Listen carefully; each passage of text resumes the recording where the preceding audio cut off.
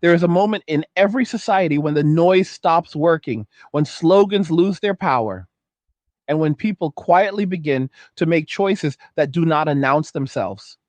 This video is about one of those moments. It is about what happens when a group that was told for decades that it was unnecessary finally takes that message seriously and steps away.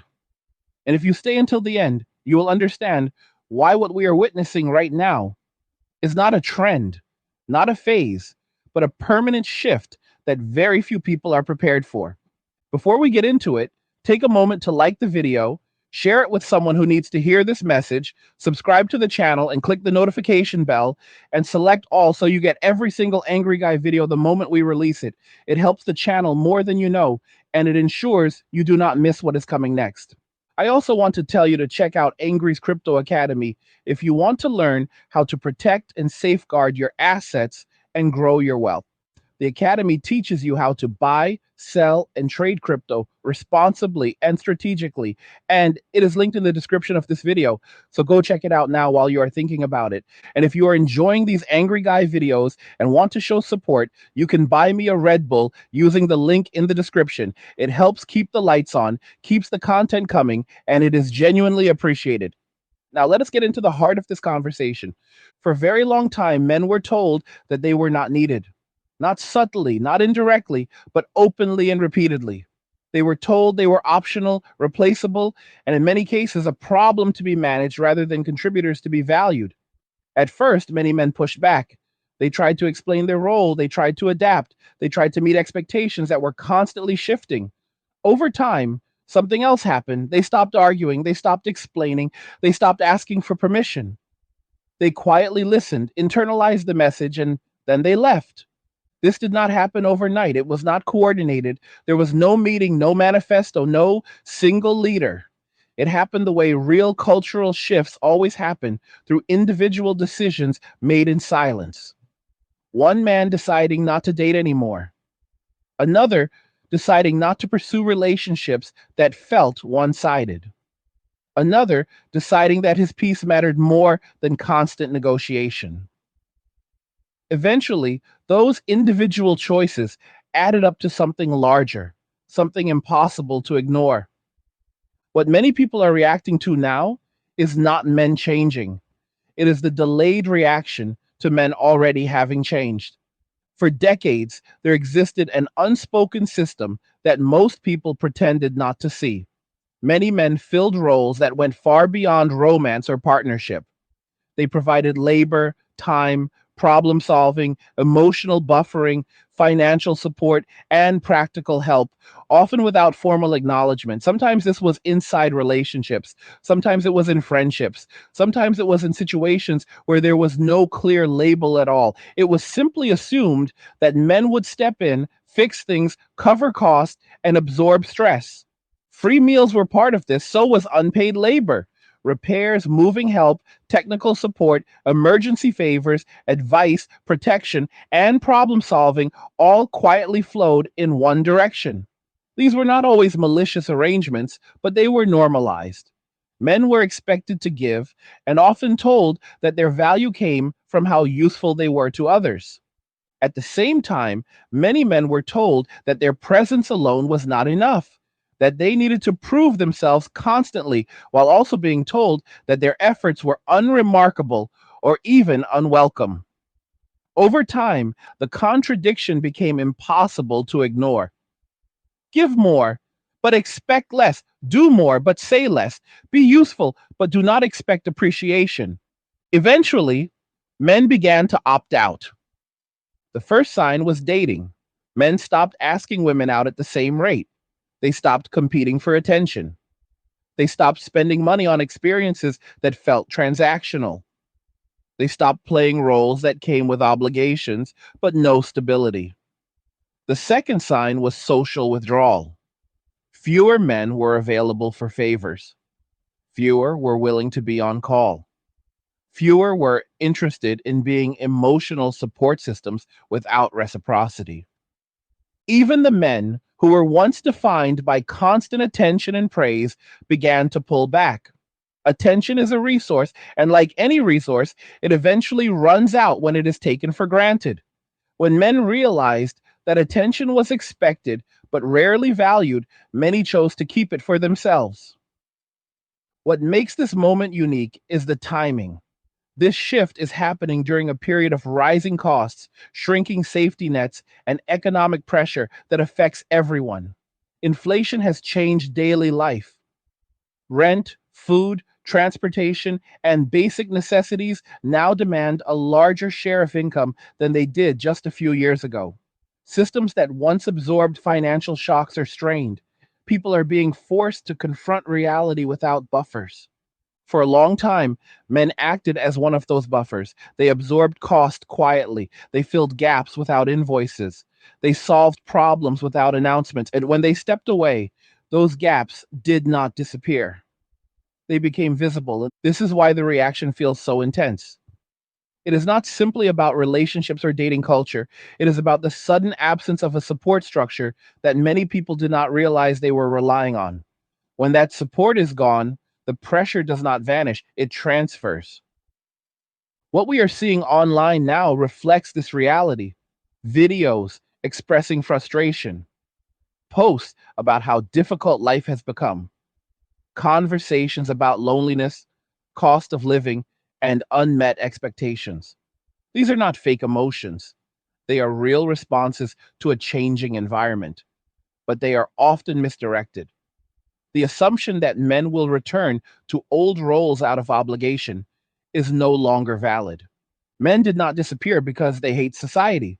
They left because they learned that being alone is not the same as feeling lonely.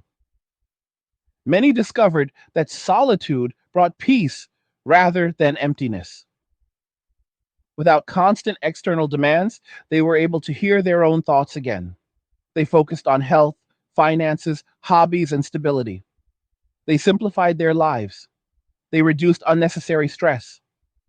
Minimalism came naturally.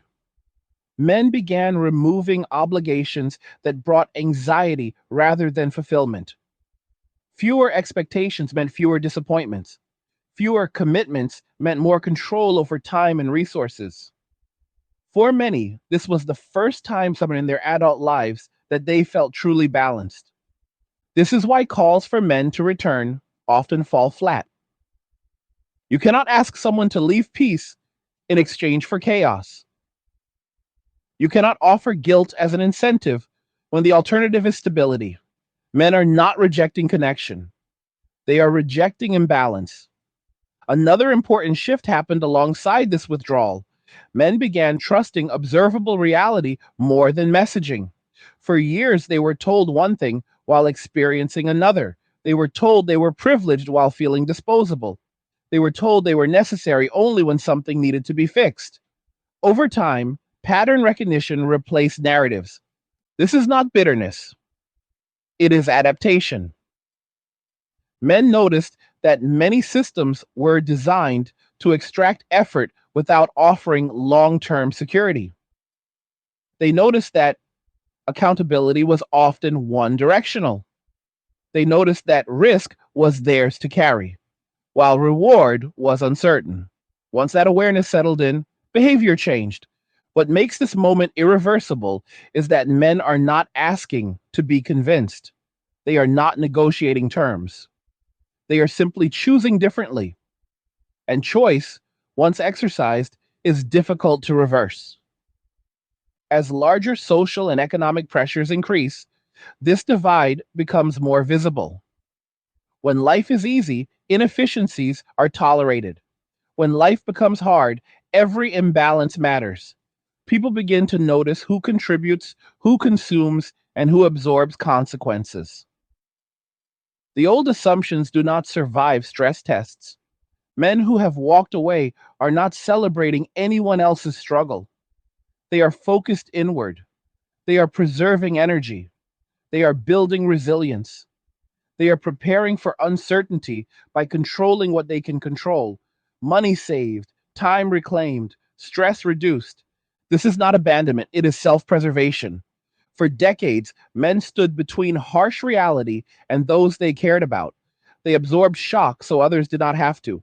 That role came with responsibility, but also invisibility. When men stepped aside, reality did not soften. It simply arrived unfiltered. What we are witnessing now is not revenge. Tough times are here. The 9 to 5 is history, and the creator economy is taking over. Join Angry's Creator Academy to learn how to build a thriving online business from scratch with minimal investment. Ditch the daily grind and flourish while others falter. Plus, sign up now and get our online business blueprint free. The Academy is linked in the description below. Go check it out now. It is the natural outcome of long-term messaging, meeting long-term consequences. When you tell someone they are unnecessary for long enough, eventually they will believe you and act accordingly. The most important thing to understand is that the shift is not driven by anger. It is driven by clarity. Men realized that peace is not something you earn by sacrificing yourself indefinitely. It is something you choose by setting boundaries. As systems strain and expectations collide with reality, those boundaries become non negotiable. When people talk about this shift, they often try to reduce it to a single cause. They point to dating apps and social media or changing cultural norms as if one lever was pulled and everything else followed. That explanation is comforting because it suggests the situation can be reversed just as easily. But reality is rarely that simple. What is happening now is the result of decades of accumulated pressure, unresolved contradictions, and incentives that quietly train people how to behave. Men did not wake up one morning and decide to withdraw from society. They were taught to do so step by step.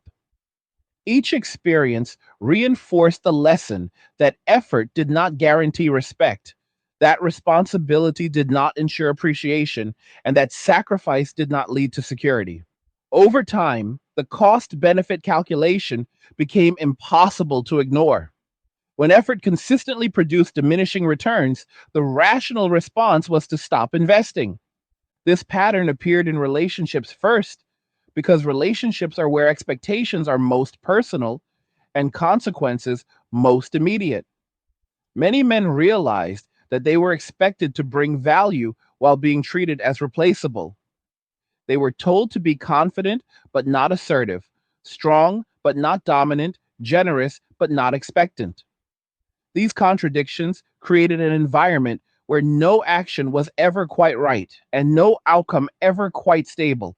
Eventually, men noticed something else. When they stepped back, the chaos did not follow them. In fact, their lives became quieter. Problems that once seemed constant faded away. Emotional turbulence subsided. Financial stress decreased. Time expanded. This was not because men stopped caring. It was because they stopped overextending themselves for systems that did not reciprocate. What many observers fail to understand is that walking away is not an act of hostility. It is an act of acceptance. Men accepted the message they were given and aligned their behavior with it. They stopped trying to prove their worth to people who had already decided it was conditional. There is also an economic dimension to this shift that cannot be ignored. For a long time, male productivity subsidized inefficiency across multiple areas of life.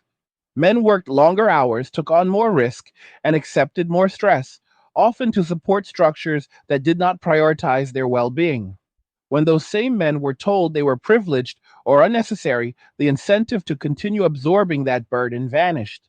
In earlier generations, social contracts existed that at least promised stability in exchange for effort. Work led to security, commitment led to partnership, sacrifice led to legacy. Those promises have weakened or disappeared entirely. Men noticed that the deal had changed without their consent. Once again, the rational response was to adapt. As the cost of living increased, this adaptation accelerated. When survival requires careful resource management, inefficiencies become liabilities. Men who once spent freely on others began to invest in themselves. They prioritized savings over appearances, peace over validation, autonomy over approval. These choices were not ideological, they were practical. This is why attempts to shame men back into old roles fail.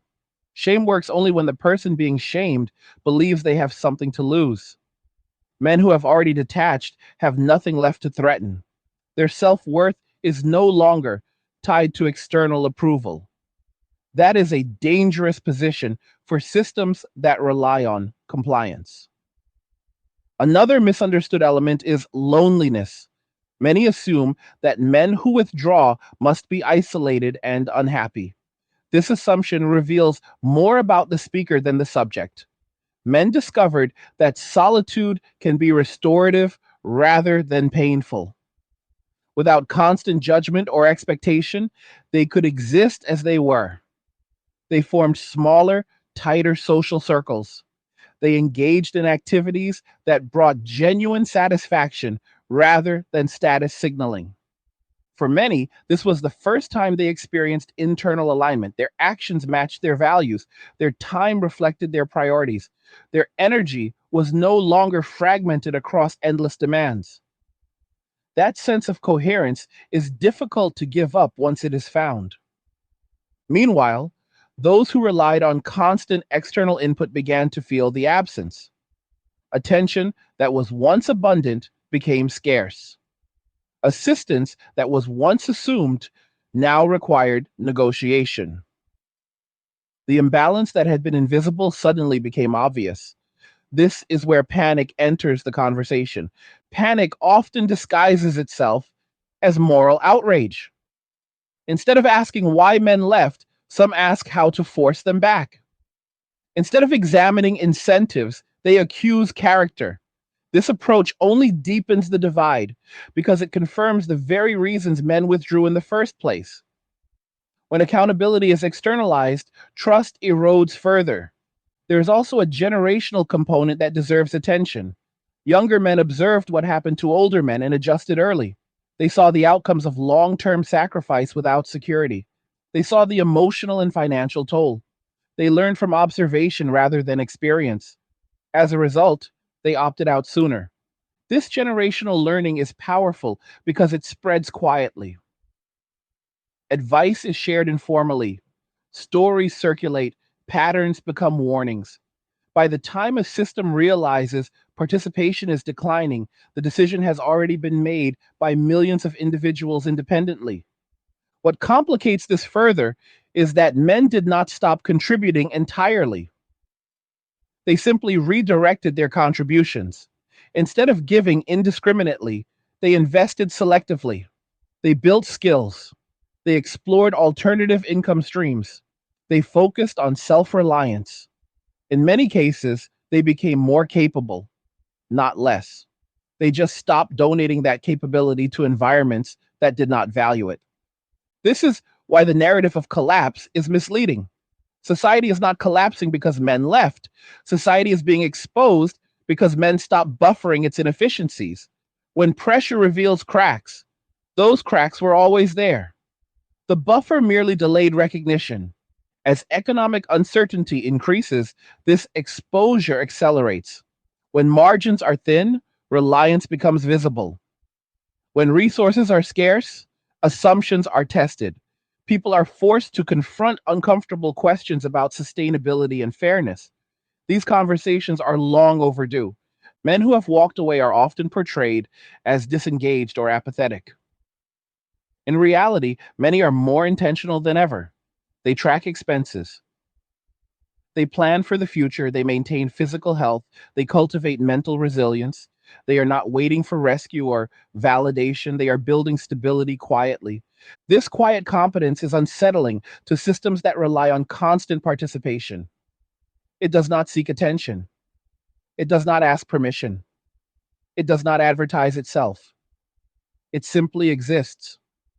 Another factor that cannot be ignored is trust. Trust was eroded gradually through inconsistent messaging and uneven accountability. When trust declines, cooperation follows. Men learned that agreements were often flexible only in one direction. Rules changed depending on convenience. Expectations were enforced selectively. Over time, men stopped believing that participation would be rewarded fairly. Once trust is gone, rebuilding it requires more than words. It requires structural change. It requires incentives that align effort with outcome. It requires accountability that applies consistently.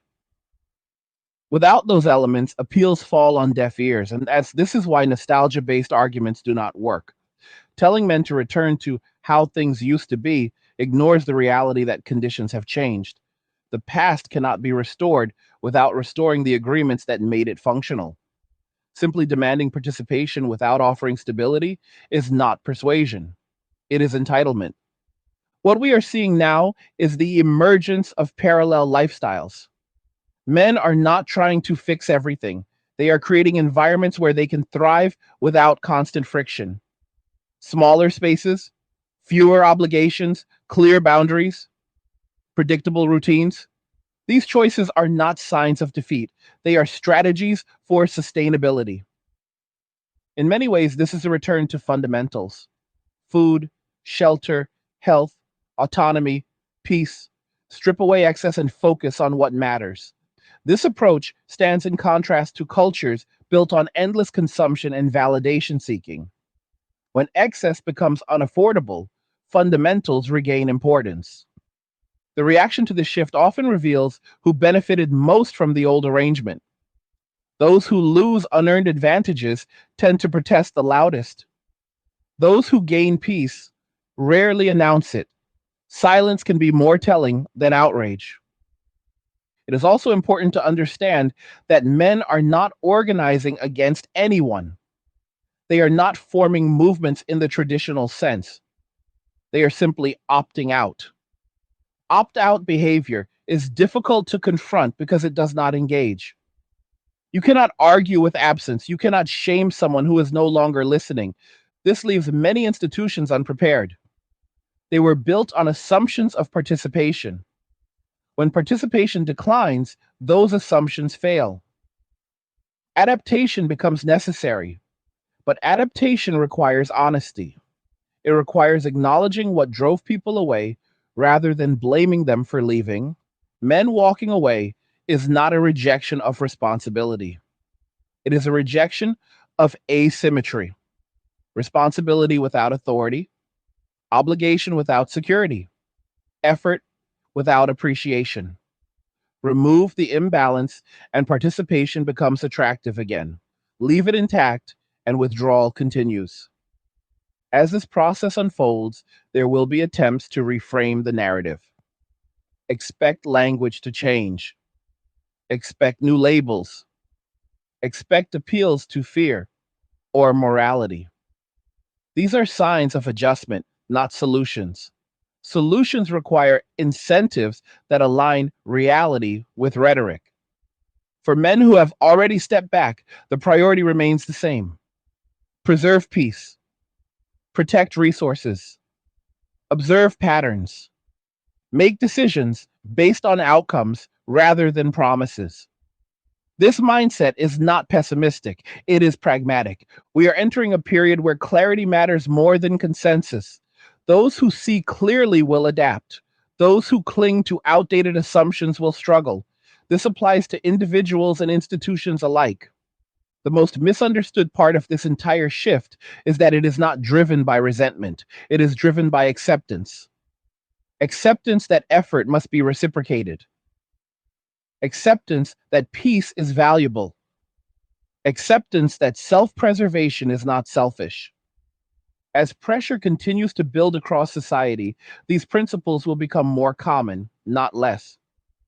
People will prioritize stability over appearance, reality over narrative, function over fantasy. And this brings us to a critical point that many are unwilling to face. Once people learn that they can live well without constant external validation, they do not easily return to dependence. Independence, once tasted, reshapes expectations permanently. Men who have learned to live with less noise and more control will not willingly re-enter environments defined by chaos. They will not trade peace for promises. They will not exchange autonomy for obligation without security. This is not a warning, it is an observation. One of the hardest truths for people to accept is that social systems do not fail all at once. They weaken quietly. They lose participants gradually. By the time the effects are visible, the causes are already years old. What people are reacting to now is not the beginning of men walking away. It is the delayed consequence of men having already done so. For a long time, men were the stabilizing force that made unstable arrangements appear workable. When expectations were unclear, men filled the gap. When costs increased, men absorbed the difference. When conflict arose, men were expected to manage it. That stabilizing force created the illusion that the system itself was sound. Once that force was removed, the illusion collapsed. This is why so many conversations now revolve around confusion.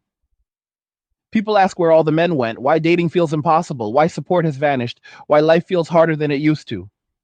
These questions miss the point. Men did not disappear. They simply stopped compensating for imbalance. Another uncomfortable reality is that many men were never asked what they wanted from society. Expectations were placed on them, roles assigned to them, responsibilities handed to them, but their consent was assumed rather than earned. For a while, tradition and social pressure kept men compliant. Over time, those forces weakened. Once men realized that participation was optional rather than mandatory, behavior changed rapidly. This realization did not come from ideology, it came from lived experience. Men tested withdrawal on a small scale and observed the results. When the results were positive, they expanded the experiment. And this process mirrors what happens in any system when contributors are undervalued. Productivity declines, engagement drops. Eventually, the system either adapts or collapses. What makes this moment unique is that adaptation has been slow, while withdrawal has been fast. Men also began to question narratives that framed sacrifice as virtue without addressing outcomes. Being told to endure endlessly without improvement stopped making sense. Men asked practical questions. What do I get in return for my effort? What protections exist if things go wrong? What guarantees that are offered for long term contribution? Too often, the answers were vague or non existent. When clarity is absent, participation becomes risky. Risk without reward is unsustainable. This is where the conversation often becomes emotional rather than rational. Instead of addressing structural imbalance, some resort to moral pressure.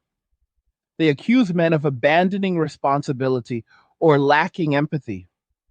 These accusations misunderstand the nature of the shift. Men did not abandon responsibility. They redefined it, and responsibility now begins with self preservation. You cannot support others if you are depleted. You cannot build stability while constantly absorbing instability. Men learned this lesson the hard way. Once learned, it became non negotiable. Another layer to the shift is technological change.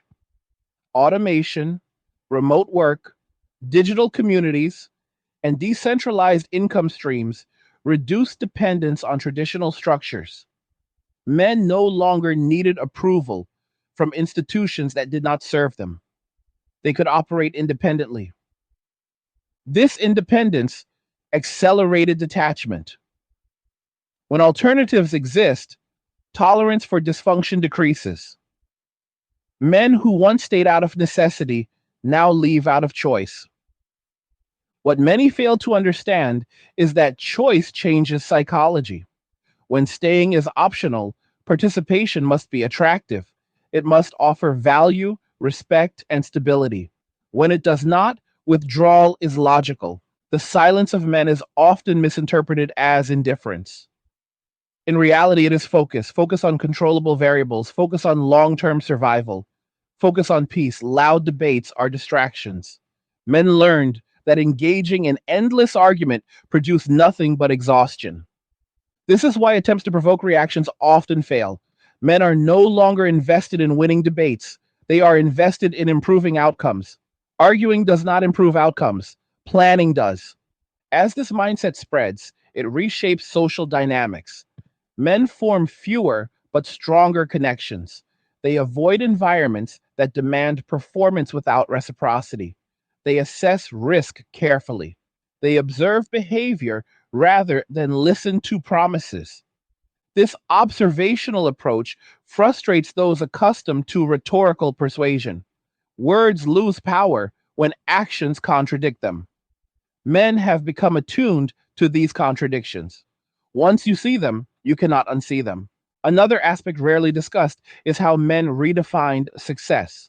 Traditional markers of success often involved external validation, status, or compliance with expected milestones. Many men abandoned those markers. They measured success differently. Success became waking up without dread. Success became financial breathing room.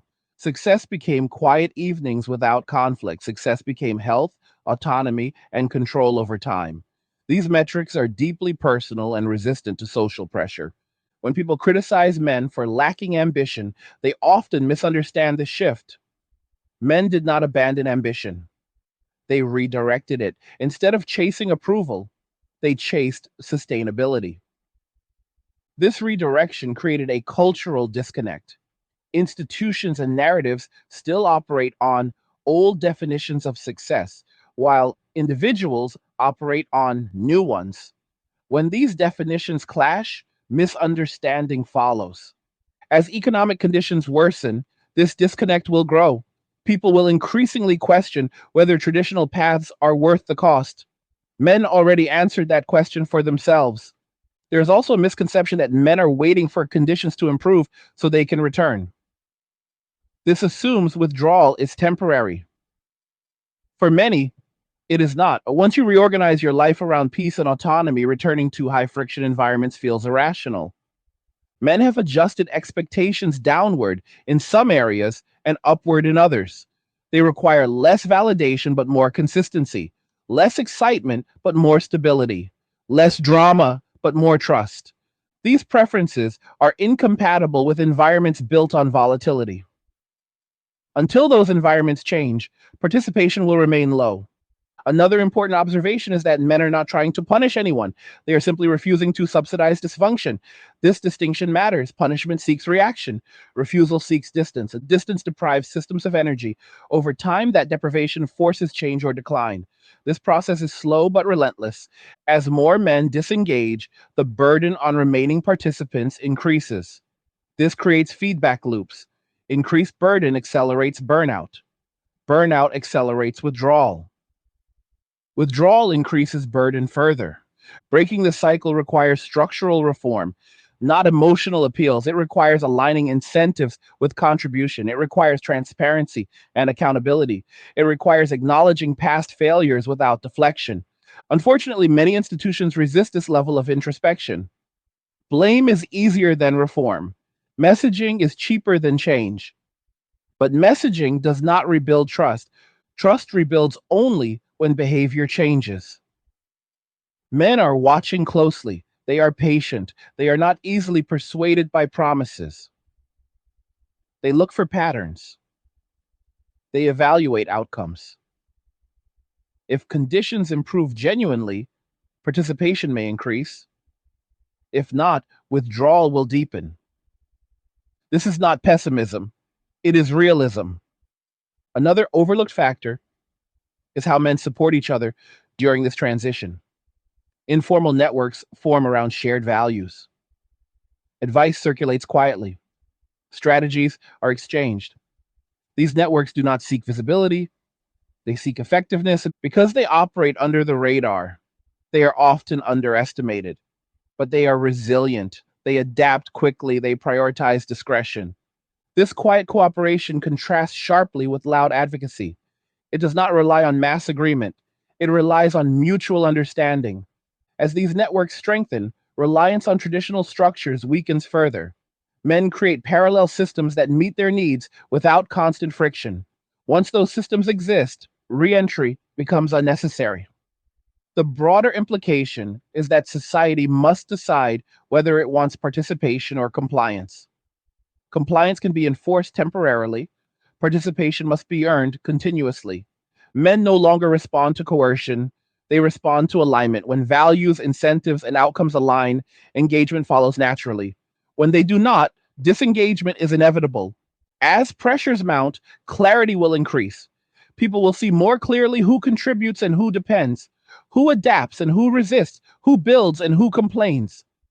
Men walking away have chosen to build quietly rather than argue loudly. That choice reshapes everything downstream. This shift also exposes a deeper truth about human behavior. When individuals feel respected, they contribute willingly. When they feel exploited, they withdraw. This principle applies universally, regardless of gender or ideology. The difference now is that men are acting on this principle collectively, even without coordination. The result looks like a movement, but it is really a pattern, and patterns are harder to dismantle than movements. You cannot argue a pattern away. You must change the conditions that create it. As this reality sets in, there will be increasing pressure to reinterpret the situation. Some will call it a crisis. Others will call it a phase. Labels do not change outcomes. What changes outcomes is acknowledging why men left and whether those reasons still exist. If the reasons remain, so will the behavior. Men who have found peace will not give it up lightly. Peace is not negotiable once earned. It becomes the baseline. Everything else must justify its cost. This is the part many people struggle to accept. Men are not waiting to be invited back. They are deciding whether return makes sense. And for many, it does not. As the future unfolds, this reality will shape economics, relationships, and culture in ways that are only beginning to surface. Those who understand it early will adapt. Those who deny it will be caught off guard. The quiet exodus is not reversing, it is stabilizing. And stability, once achieved, resists disruption. As the shift continues, something else becomes increasingly clear. Many of the reactions to men walking away are not rooted in concern for men at all. They are rooted in loss of access to labor, to time, to attention, to resources, and to emotional buffering that was once quietly available. When access disappears, discomfort follows, and discomfort often disguises itself as moral outrage. This distinction matters because it explains why so many responses feel disconnected from reality. Instead of asking what drove men away, some ask how to compel their return. Instead of acknowledging imbalance, they frame withdrawal as a flaw. This approach misunderstands the nature of voluntary participation. You cannot shame someone into wanting something they no longer need. Men learned a powerful lesson during this transition. They learned that no one protects your peace except you. They learned that boundaries are not punishments, they are filters. They learned that exhaustion is not a virtue. These lessons were not taught in classrooms or campaigns. They were learned through experience. For years, men were encouraged to endure discomfort in silence. Expressing dissatisfaction was often dismissed or minimized. Over time, silence became a survival strategy. But silence does not mean consent. Eventually, silence turns into absence. Absence is what people are noticing now. When men stopped participating at previous levels, systems built on their participation began to strain. This strain exposed assumptions that were never questioned. Assumptions about who would pay, who would fix, who would absorb, who would sacrifice. Once those assumptions failed, reality rushed in. This is why some conversations feel desperate rather than reflective. Reflection requires humility. Desperation seeks shortcuts. But shortcuts do not rebuild trust. They only deepen skepticism. Men who have stepped back are not hostile. They are cautious. They have learned that words are cheap and outcomes are expensive. They evaluate environments carefully before investing energy. They ask themselves whether engagement improves their life or complicates it. This evaluation process is quiet but constant. It applies to relationships, workplaces, social circles, and institutions. Anything that demands more than it gives is reconsidered. Anything that introduces instability is avoided. As this mindset spreads, it changes the social atmosphere. Interactions become more transactional, not because men want them to be, but because clarity replaces assumption. Expectations must be stated.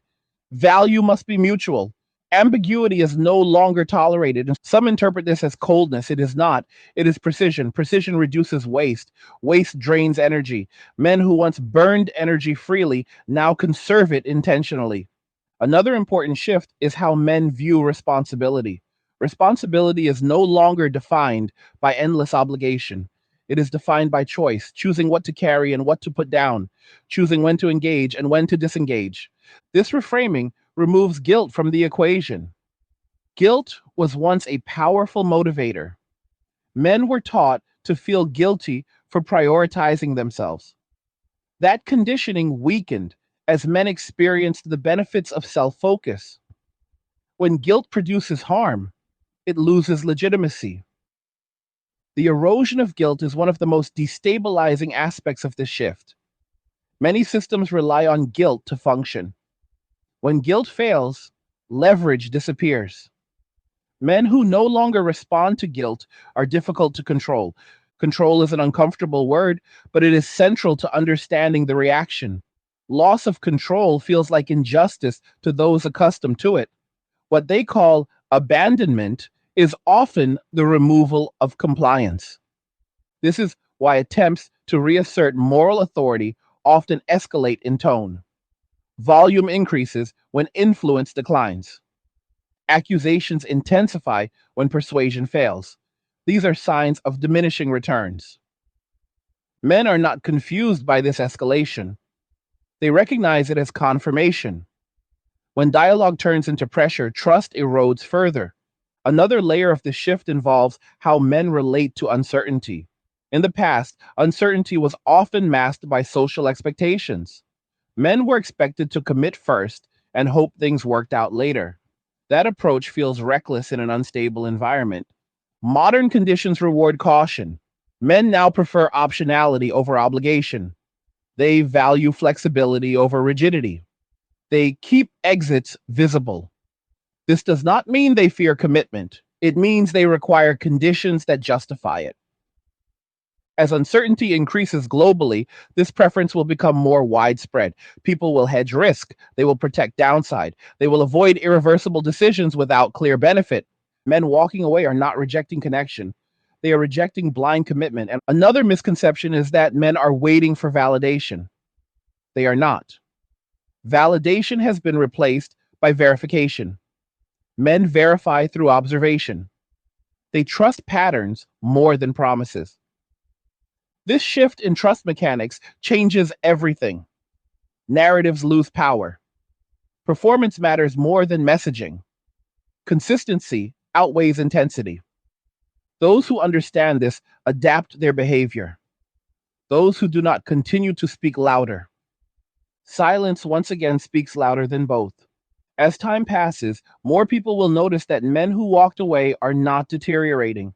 Many are improving.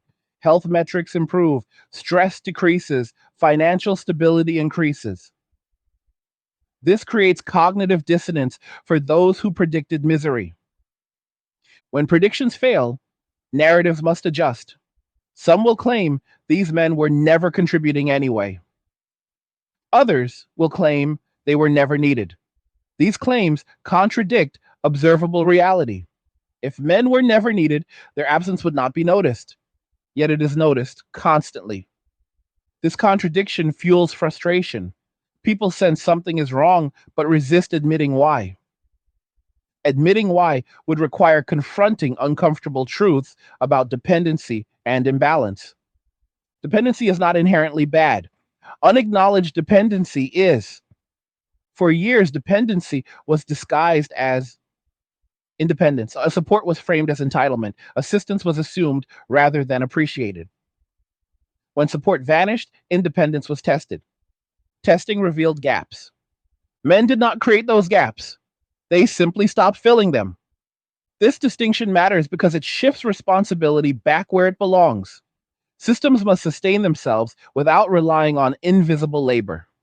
Relationships must be reciprocal to endure. Communities must value contributors to retain them. These principles are not controversial, they are foundational. Ignoring them produces predictable outcomes. Men walking away is one such outcome. Another element of this shift is how men redefine masculinity. Masculinity is no longer performative, it is internal. It is defined by self mastery rather than external approval. Self mastery includes emotional regulation, financial discipline, physical health, and mental resilience. These traits flourish in low chaos environments.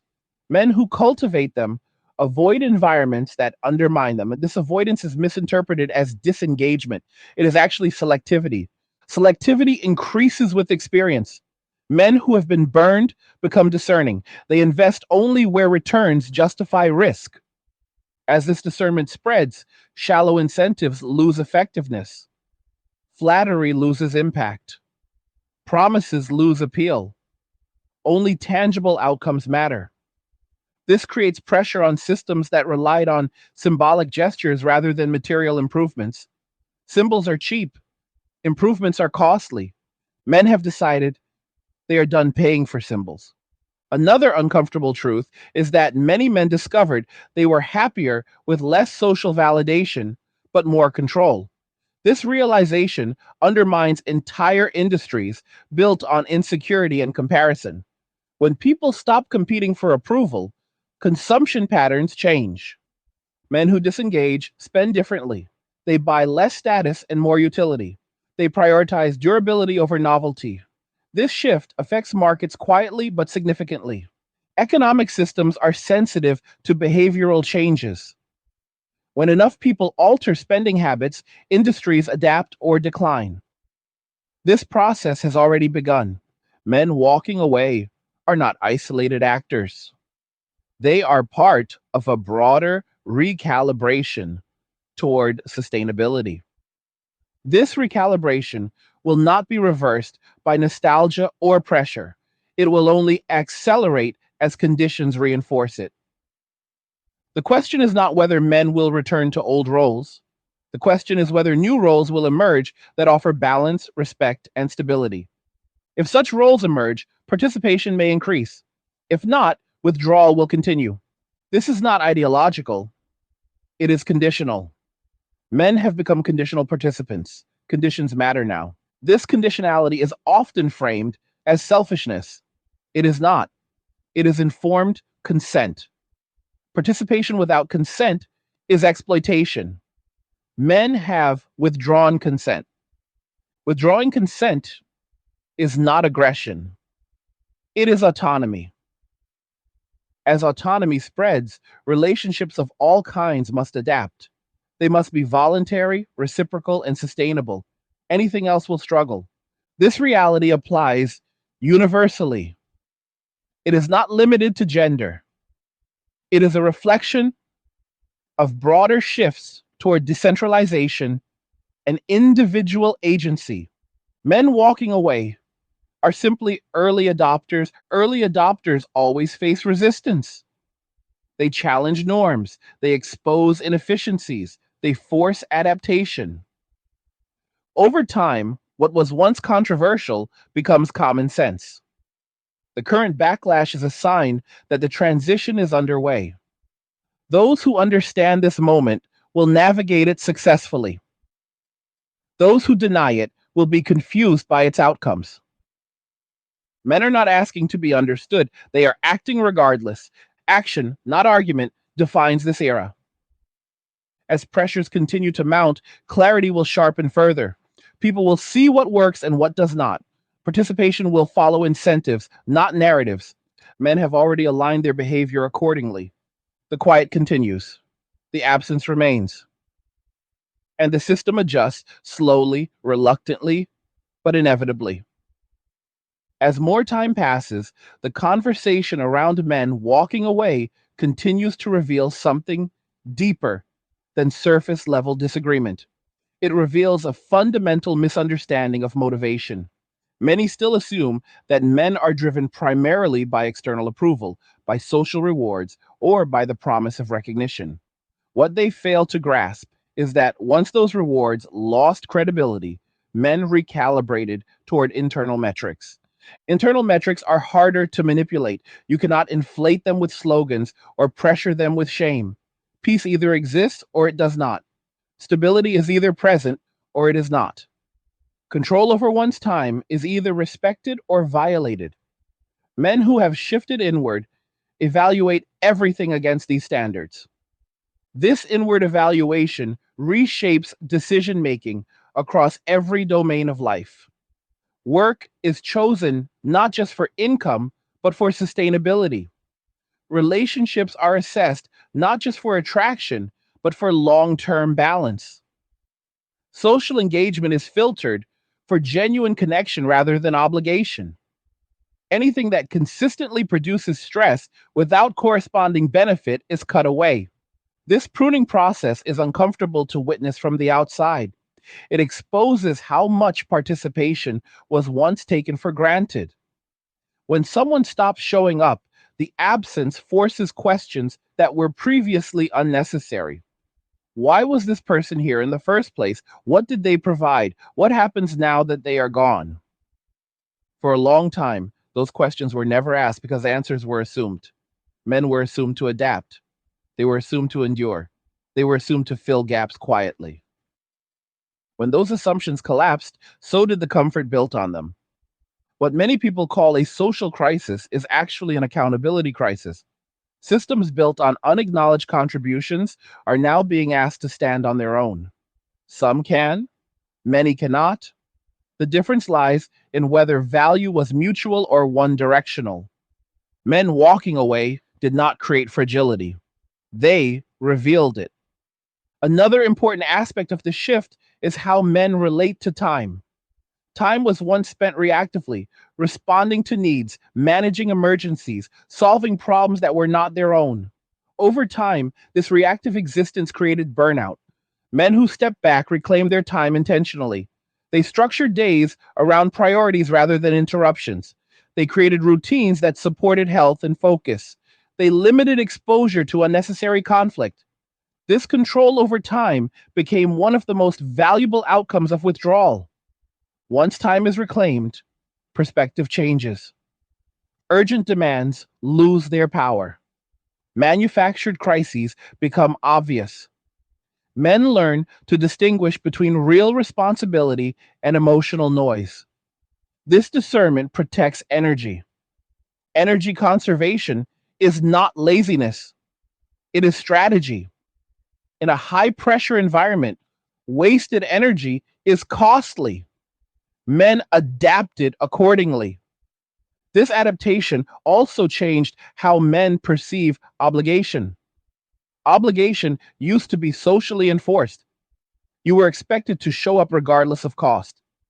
That expectation weakened as men realized that obligation without reciprocity is exploitation. Modern obligation is conditional. It depends on fairness, respect, and outcome. Men no longer accept vague promises or implied duties. They require clarity. Clarity disrupts systems that thrive on ambiguity. When expectations are unclear, responsibility can be shifted easily. When expectations are explicit, accountability becomes unavoidable. Men now prefer explicit arrangements, clear roles, defined boundaries, measurable outcomes. This preference reduces conflict and prevents manipulation. Those accustomed to informal leverage often resist this shift. Informal leverage relies on guilt, social pressure, and unspoken expectations. Formal clarity removes those tools.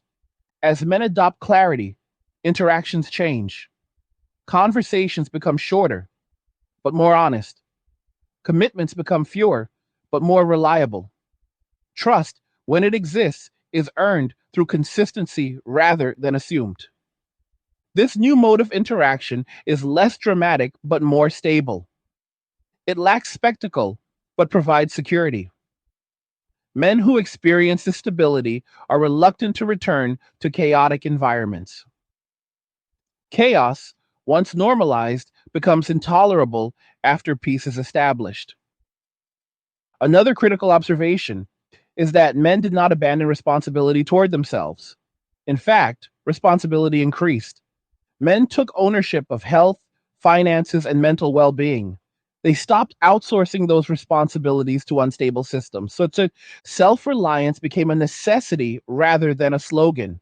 Men learned to plan for uncertainty. They diversified income. They reduced debt. They built savings. These actions were not ideological, they were defensive. Defensive strategies spread quickly when risk increases. Men observed economic volatility, institutional fragility, and social unpredictability. They responded rationally by strengthening personal foundations. This is why the narrative of collapse is misleading. Collapse implies helplessness. What we are seeing instead is decentralization. Individuals pulling stability inward rather than relying outward. Decentralization reduces vulnerability. When systems fail, individuals with internal stability survive. Men walking away are positioning themselves for resilience. This resilience is often invisible. It does not announce itself. It does not seek validation. It simply functions. As more people notice that men who disengaged are not falling apart, assumptions begin to crack. The prediction that withdrawal leads to misery does not match observable outcomes. When predictions fail repeatedly, credibility erodes. Credibility erosion is dangerous for narratives built on fear. Fear loses power when reality contradicts it. Men who have found peace are not evangelizing. They are not recruiting. They are living examples. That is enough. Examples are powerful because they bypass argument. They show rather than tell. Others observe and draw conclusions independently. This is how cultural shifts spread quietly. Another factor accelerating the shift is reduced tolerance for double standards.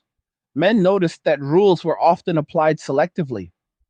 Expectations were rigid for some and flexible for others. Accountability flowed unevenly. Once noticed, this unevenness became unacceptable. Men withdrew from environments where fairness was inconsistent. They did not demand reform. They simply left. Leaving is often the most effective feedback. It deprives systems of participation without confrontation. It forces adaptation through absence. As participation declines, remaining participants feel increased strain. This strain produces frustration. Frustration seeks targets. Men become convenient targets because they are no longer present to respond. Blame, however, does not restore participation, it accelerates withdrawal. Men who observe blame campaigns interpret them as confirmation that conditions have not improved. Why return to an environment that refuses self examination? Self examination is difficult. It requires admitting mistakes. It requires changing incentives. It requires sharing power. Many systems resist these steps. Resistance ensures continued decline. Another subtle shift involves how men perceive community. Traditional community was often built around obligation and proximity. Modern community is built around alignment and choice. Men form communities based on shared values rather than shared expectations. These communities are smaller but stronger. They provide support without coercion. Because these communities are voluntary, they require mutual respect to function. This naturally filters out exploitative behavior. Men who experience healthy community are unlikely to tolerate unhealthy alternatives. This shift undermines large scale structures that relied on passive participation. Active consent becomes the standard. Active consent changes everything. Consent must be maintained. It cannot be assumed indefinitely. It must be renewed through consistent value delivery. Men have stopped granting perpetual consent. This is why appeals to tradition fail. Tradition assumes continuity. Men require justification. Justification must be practical, not symbolic.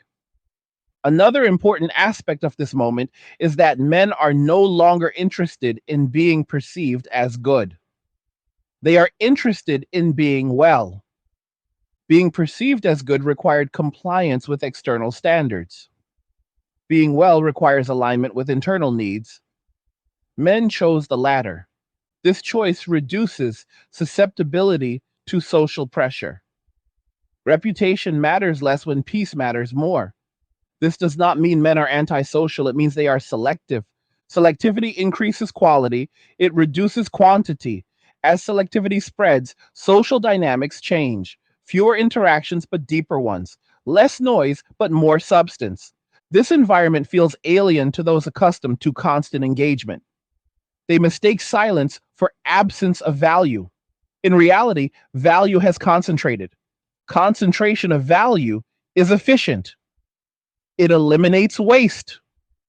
Waste was once tolerated because resources felt abundant. As resources tighten, waste becomes unacceptable. Men walking away is a response to scarcity. Scarcity of time, scarcity of energy, scarcity of trust. Scarcity forces prioritization. Men prioritize themselves. This prioritization is framed by critics as selfishness. It is not. It is survival. Survival behaviors often look antisocial until they become universal. Then they are called wisdom. We are in the early stages of that transition. As more people adopt similar strategies, social norms will shift. What is criticized today will be normalized tomorrow. Men walking away are ahead of the curve. The question is not whether this shift will continue. It will. The question is who will adapt with it. Adaptation requires honesty. It requires recognizing why participation declined. It requires restructuring incentives. Without those changes, absence will persist. Men are not waiting, they are living. And in living well without chaos, they are setting a new baseline. That baseline will shape the future, whether acknowledged or not. As we reach the final stretch of this conversation, it is important to step back and look at the full picture without emotion clouding judgment.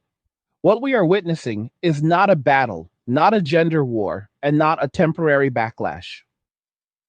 It is a structural correction that has been building quietly for years. Corrections are uncomfortable because they expose excess, imbalance, and denial. They do not ask permission. They simply occur when pressure exceeds tolerance. Men walking away is one such correction. And like all corrections, it forces reality to replace illusion. For a long time, many people believed that stability was guaranteed, that someone else would always step in, pay the cost, fix the issue, smooth the conflict, and absorb the risk. That belief was not based on fairness, but on habit. When habits break, panic follows, but panic does not reverse structural change. It only reveals who was unprepared for it. Men who walked away did not do so impulsively. They did not do it out of spite. They did it after years of observation, experimentation, and reflection. They tested engagement and disengagement. They measured stress, peace, cost, and return. When disengagement consistently produced better outcomes, the decision became obvious. Staying would have required ignoring evidence, and men have learned not to ignore evidence anymore. This learning process reshaped priorities permanently. Men stopped chasing validation and started protecting stability. They stopped seeking approval and started seeking alignment. They stopped explaining themselves to people who are not listening. These are not emotional decisions, they are practical ones. Practical decisions compound over time. What makes this moment difficult for many is that there is no single villain and no simple fix. You cannot vote this away. You cannot shame it away. You cannot trend it away. It is happening because incentives changed and awareness increased. Once awareness increases, It does not reverse. You cannot unknow what you have learned. Another uncomfortable truth is that many men discovered they were more capable alone than they were led to believe. They learned new skills, they managed their own needs, they solved their own problems. Independence bred confidence, and confidence reduced tolerance for dysfunction. When you know you can stand on your own, you are no longer afraid to walk away from unstable ground. This is why the silence feels so loud. Men are not protesting. They are not demanding concessions. They are not staging demonstrations. They are simply absent. Absence is difficult to argue with because it offers no handle. You cannot debate someone who is no longer in the room. You can only ask why the room feels emptier. As society continues to face economic pressure, rising costs, and institutional strain, this absence will become more noticeable. When times are easy, inefficiency hides. When times are hard, inefficiency is exposed. Men once masked inefficiency by over-contributing. That mask is gone. Systems must now carry their own weight.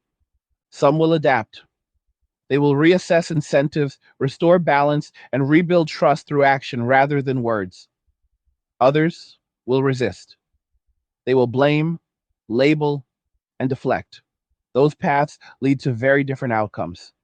Adaptation restores participation. Resistance accelerates decline.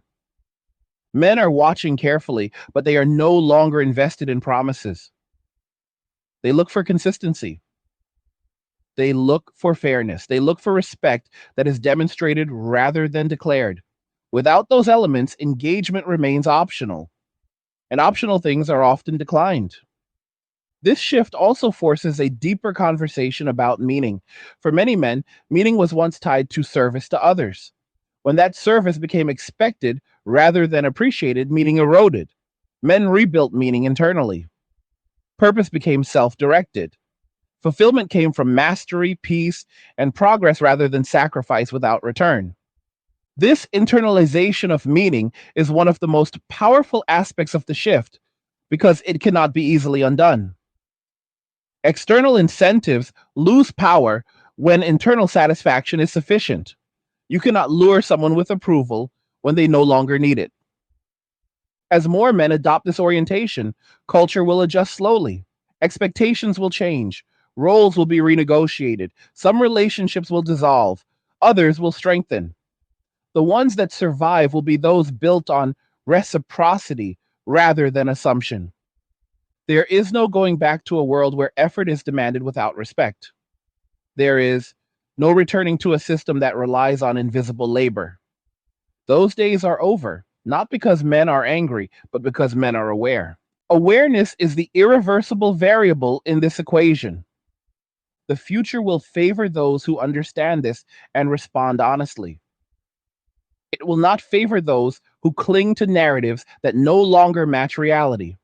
Reality always wins eventually. The only question is how much damage is done before acceptance arrives.